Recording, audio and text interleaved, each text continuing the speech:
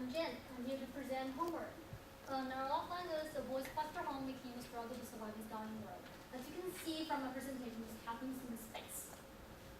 So, let's start with what this game is about. First, it's a puzzle game, some part of Homeward. As you can see here, this is part of level which we're building here. It's a water level, and our main character is going to be traveling on this planet and jumping into different gravity fields and trying to solve a puzzle.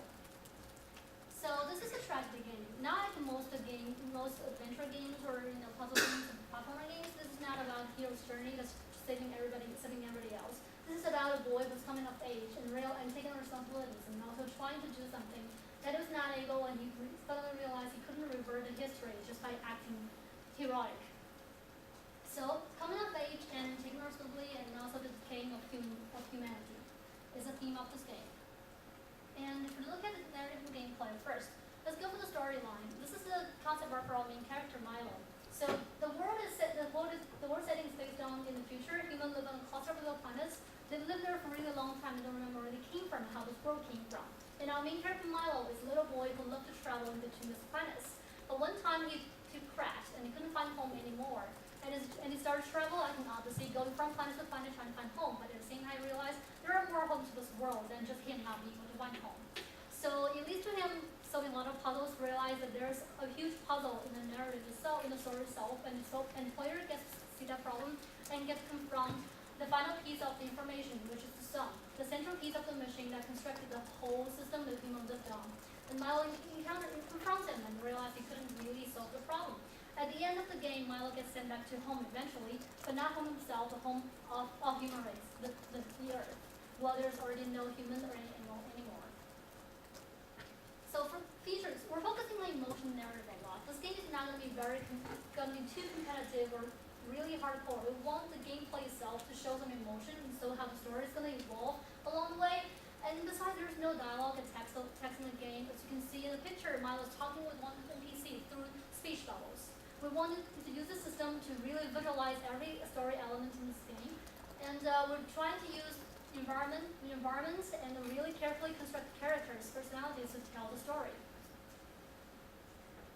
The game consists of 5 areas around the sun, and including some in the final level. There are 6 levels in this game, and each area includes 1 to 5 different planets based on how big the planets are, and each area features a very different culture. Here is a world map. Here's a world map. As you can see, Milo travels to the top and goes in clockwise until he reaches the sun. And the planets are moving closer and closer to the sun. And the last one, refugee system, was where Milo realized there are people trapped in here, and it's a huge problem. And that's the biggest motivation for Milo to go confront the sun and also trigger the whole ending sequence of this game. These two are the aerial maps we've been developing. On the left is an area where people lost their technology or live in a very primitive way, and on the right part is a water section. Alright. So platform and audience. We're using Unity to build the game, so we're going for PC distribution on Steam, Google Play, or App Store because Unity can export to either PC or Mac very easily. And we're going for the audience of teens and young adults who like this kind of art style, this kind of game, and also could really think about what's behind this. Production. This game is currently in advanced game class. It was pitched last year for the advanced class, and it's been developing for a whole year with a team of 15 students.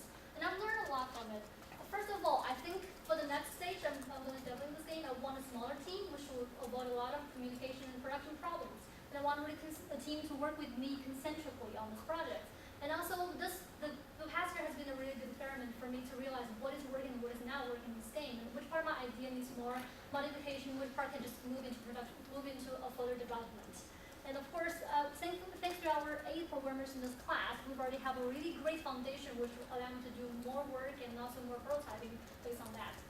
So, for the future, it's going to be another 2-year production. It sounds very long, but for the first year, it will be design concept art time, which will be me and my concept artist and my core engineer who will be working, the 3 of us will be working together a long time.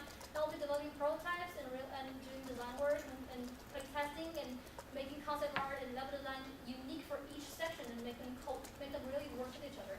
And then we'll be put into massive production to really build the game and put all the art into production. And another 6 months would be after alpha, from alpha until gold master, which is rather than more than playtesting of Foxy consoles, polishing the game in general. So at last, budget, I don't know what that is. Budget, this is really the minimal amount of money we will need for this, for a 2-year-long production project.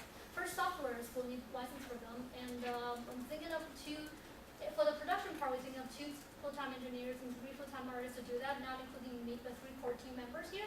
And marketing costs a lot of money, and because we're not networking games, so they're on a maintenance fees here. So yeah, that's pretty much it. Thanks.